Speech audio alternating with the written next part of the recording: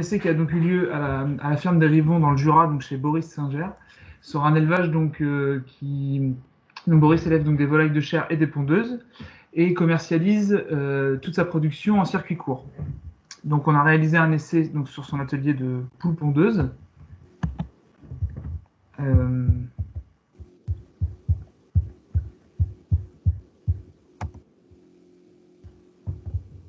Avec l'objectif donc d'évaluer les performances de ponte et d'effectuer une analyse technico-économique du 100% bio en poules pondeuses. Donc cet essai donc, a été réalisé avec un lot de 350 poules de souche Lohmann qui ont eu donc 2 phases alimentaires, une première phase pic de ponte de 18 à 36 semaines et après une phase de ponte unique de 36 à 68 semaines d'élevage. Cet essai a donc eu lieu entre 2019 et 2020 et l'objet de cet essai était donc d'avoir une alimentation 100% biologique.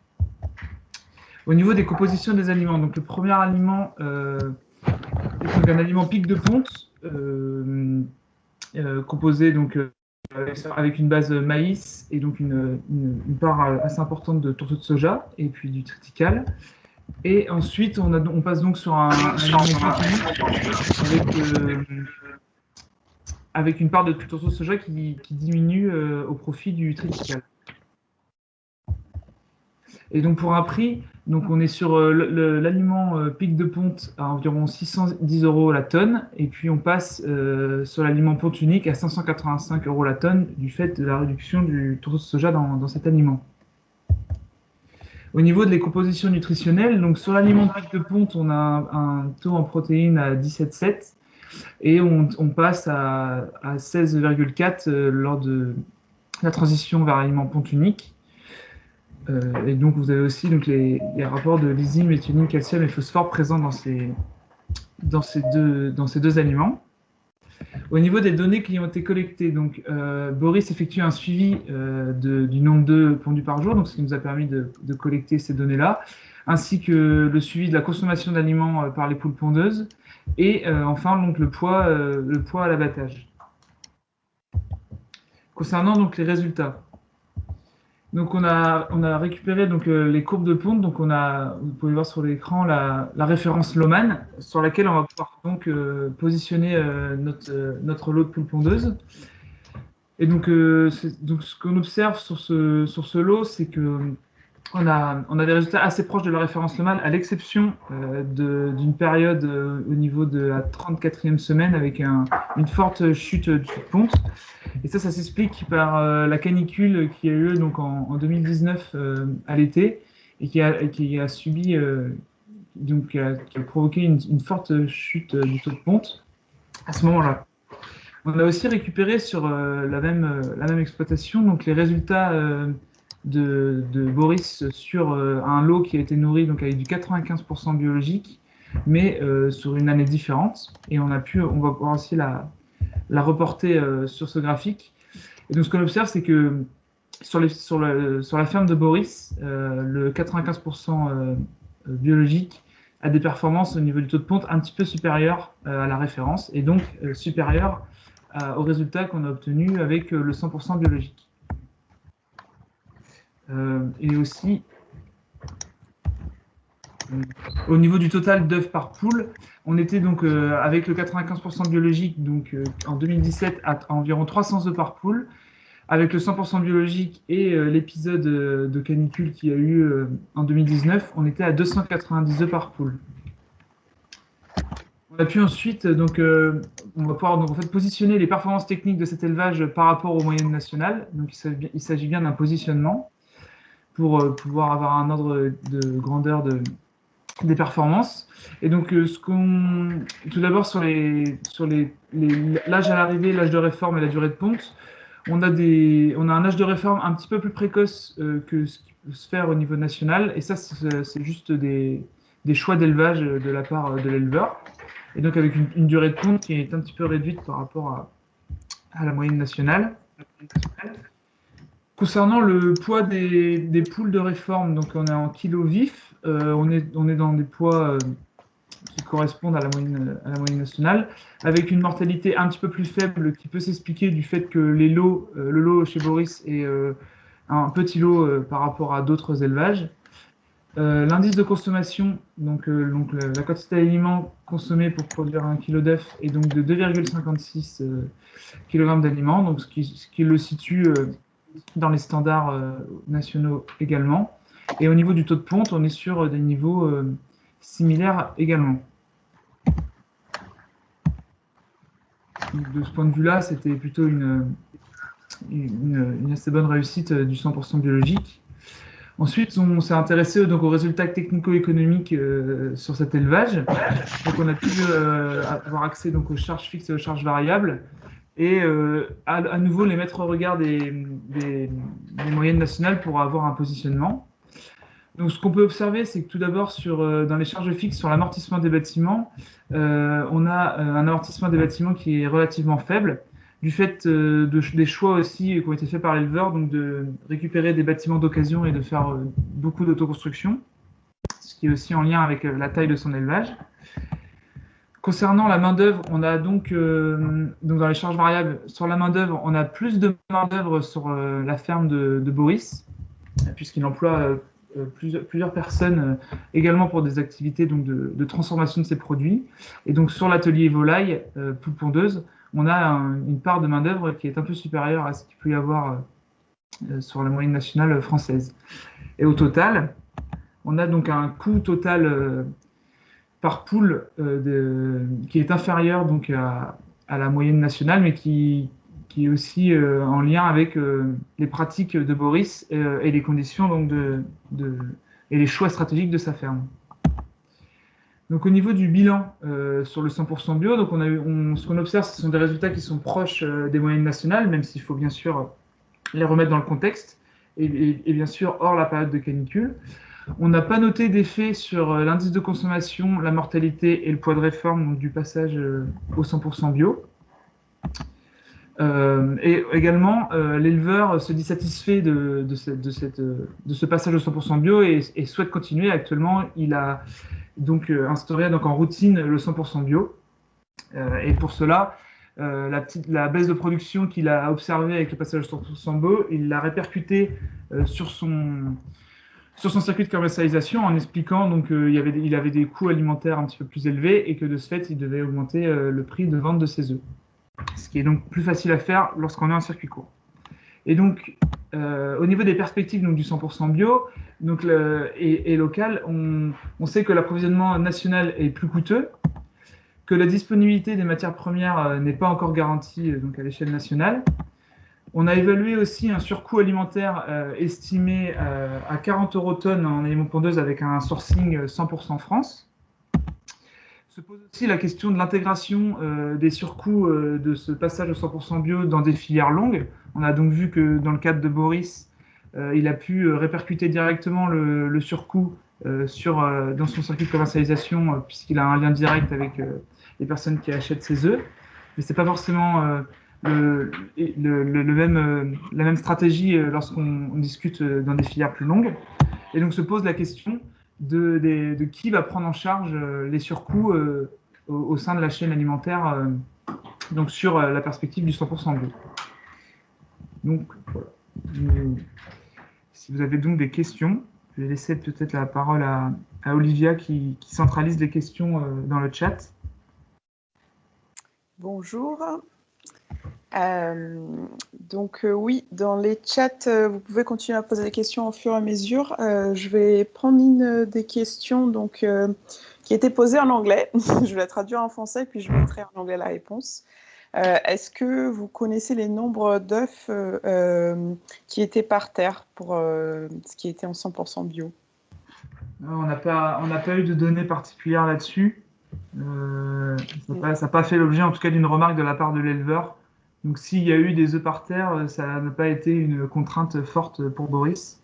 Il a dû assez rapidement pouvoir résoudre le problème. Ce qui a été noté, hein, pour repréciser, hein, donc c'est bien les œufs commercialisés et on a évidemment enlevé les œufs déclassés des résultats de ponte. Ok. Une autre question, pourquoi l'approvisionnement national serait plus coûteux en 100% bio? Alors, pour le surcoût, il y a deux éléments. Le premier, c'est que le tourteau de soja français coûte à la tonne entre 150 et 200 euros plus cher, si c'est trituré, etc., et la localisation.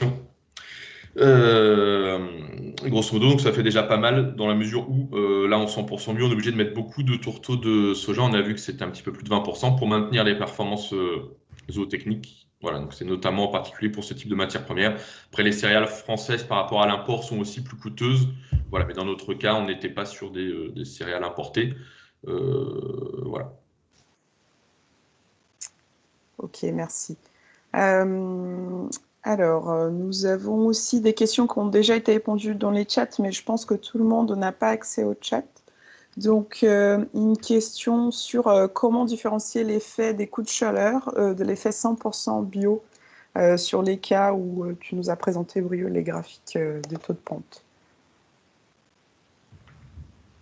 Et ça, en fait, c'est surtout par rapport à l'éleveur et son expérience. En fait, il a plusieurs lots de pondeuses et là, il a fait le lien direct entre la baisse du taux de ponte dans ce lot, mais aussi dans les autres, et la canicule qui a eu lieu donc, à l'été 2019. Ok, merci. Une autre question sur... alors, peut-on avoir sur les chats, oui, les liens pour les parcours aménagés, les documents qui ont été traduits dans les cadres du projet Ecofeed sur les parcours en élevage de poules pondeuses bio. Eh ben, je ne sais pas s'il est disponible, je ne sais pas si vous pouvez Oui, il est compléter. disponible, oui. On pourra mettre le lien dans le chat. Je viens de mettre le lien. Ok, très bien. Une question, donc les fournisseurs de matières premières bio sont plus développés. Est-ce que du coup, on pourrait imaginer que les prix pourraient être atténués sur les années à venir? Alors, je suis pas forcément sûr dans la mesure où, concernant les sources de protéines, il va y avoir une grosse augmentation de la demande pour une offre qui va pas du jour au lendemain exploser. Donc, ça me paraît pas évident. Et après, enfin, si les matières premières France du coup sont moins chères, ça veut dire aussi qu'il y a un moment, il y a des chaînons, des opérateurs en France en filière qui seraient moins payés. Donc, bon, je sais pas si c'est très souhaitable non plus, quoi. Là, le surcoût France, il est surtout lié au fait qu'il y a des pays où c'est moins coûteux, mais c'est pas forcément un objectif de vouloir atteindre ce niveau-là, à mon avis. Ok. Une question sur des résultats économiques. Est-ce qu'on a les prix des ventes et une augmentation par rapport à l'alimentation 95% bio? Alors, sur le prix de vente, Boris, il est à 48 centimes de l'œuf actuellement, donc avec le passage au 100% bio. Ok. Vous avez une idée enfin, si ça a eu un impact sur son prix de vente? Bah, du coup, c'est ça, il est passé à 48 centimes. Il était à moins de 48 centimes et il est passé à 48 centimes avec le changement au 100% bio. D'accord. Est-ce qu'on a des éléments sur les poids de œufs? On n'a pas d'éléments sur ces poids-là qui ont été relevés précisément. Ok. Une question sur d'où vient la part minérale dans les rations? Là, c'est un aliment complet en fait qui est acheté à un moulin et donc en fait c'est une ration complète qui est achetée. C'est pas Boris ne fait pas son aliment à la ferme. Ok, très bien. Il y a une question aussi si les poules étaient non pointées sur l'essai. C'est une bonne question. Elles étaient pointées, hein, normalement. Mm. On n'était pas sur cette variable en plus, on va dire. Ok. Une question sur les sons de blé. Est-ce que vous avez imaginé remplacer par les sons de sarrasin? En fait, là, ce qui a été fait, c'est que l'idée, c'était de faire un aliment avec des matières premières qui sont disponibles et quelque chose qui est représentatif, en fait. Donc, le son de blé, on en trouve tracé en bio. Le son de sarrasin, c'est quand même beaucoup plus marginal. Je ne dis pas que ça n'a pas d'intérêt, mais dans notre cas, on voulait avoir quelque chose de, voilà, de transmissible à court terme. Okay. Une question aussi, est-ce que vous avez des données sur des études avec des élevages un peu plus importants au niveau du nombre d'animaux pour confirmer des statistiques sur cette étude? Alors, sur des plus gros élevages, non. Par contre, c'était une suite à un essai en station où il y avait justement eu des traitements statistiques, 3 répétitions, etc. Un truc assez classique.